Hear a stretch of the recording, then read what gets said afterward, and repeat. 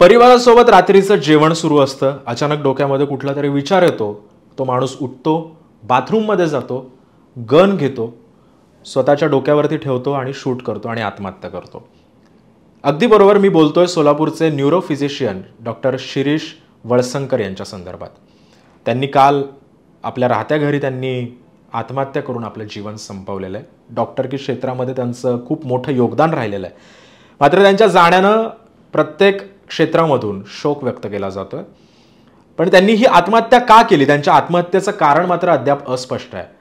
परंतु एक गोष्ट या निमित्ताने उपस्थित होते, नानाविध प्रश्न त्यांच्या या आत्महत्येनंतर उपस्थित होतात. पोलीस सुद्धा अधिकचा तपास करतायत की त्यांनी आत्महत्या का केली, त्यांच्यावरती कुठलं प्रेशर होतं का, की कुठल्या गोष्टींचा दबाव त्यांच्यावरती होता, किंवा काही गोष्टी होत्या की ज्या त्यांच्या क्षेत्राशी निगडीत होत्या, त्याचा त्यांच्यावरती दबाव होता का, या संदर्भातले नानाविध प्रश्न आता त्यांच्या आत्महत्येनंतर, त्यांच्या मृत्यूनंतर हे उपस्थित होतात. मात्र हे डॉक्टर शिरीष वळसंकर नेमके आहेत तरी कोण, याच्यावरती सुद्धा एक नजर टाकूयात. डॉक्टर शिरीष वळसंकर हे सोलापुरातील न्यूरोफिजिशियन होते. त्यांचं वय अर्थातच 69 वर्ष वय होतं त्यांचं.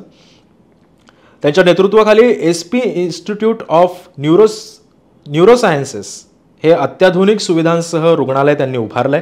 डॉक्टर वळसंकर यांनी सोलापूरमधल्या Dayanand college of arts and science इथून महाविद्यालयीन शिक्षण सुद्धा त्यांनी पूर्ण केलंय.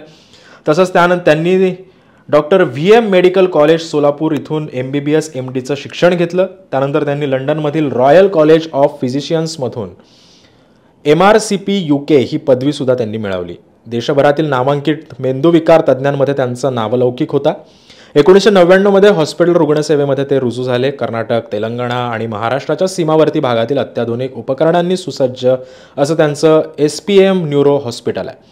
न्यूरोलॉजी संबंधित निदान, उपचार, गुंतागुंतीच्या शस्त्रक्रिया, संशोधनासाठी त्यांचे हॉस्पिटल नामांकित होतं. अनेक क्षेत्रांमध्ये त्यांच्या ओळखी सुद्धा होत्या असं देखील बोललं जातं. त्यामुळे त्यांच्या आत्महत्येनंतर प्रत्येक क्षेत्रामधून एक शोक व्यक्त केला जातोय. पोलीस सुद्धा आता या संदर्भातला तपास करतायत. त्यांच्या परिवाराकडून सुद्धा माहिती जाणून घेत आहेत की ते गेल्या काही दिवसांपासून कुठल्या दबावाखाली होते का, कुठल्या गोष्टींबद्दल त्यांनी आपल्या परिवारासोबत हा विषय मांडला होता का, या संदर्भातले अनेक नानाविध आता प्रश्न या निमित्तानं उपस्थित होतात. पोलीस सुद्धा तपास करतात. त्यामुळे आता या प्रकरणाचा तपास नेमका आता पोलीस कसं करतात हे देखील आता पाहणं महत्त्वाचं असणार आहे. हा व्हिडिओ तुम्हाला कसा वाटला हे आम्हाला कमेंट सेक्शनमध्ये नक्की सांगा आणि ताज्या बातम्यांसाठी पाहत राहा ABP माझा.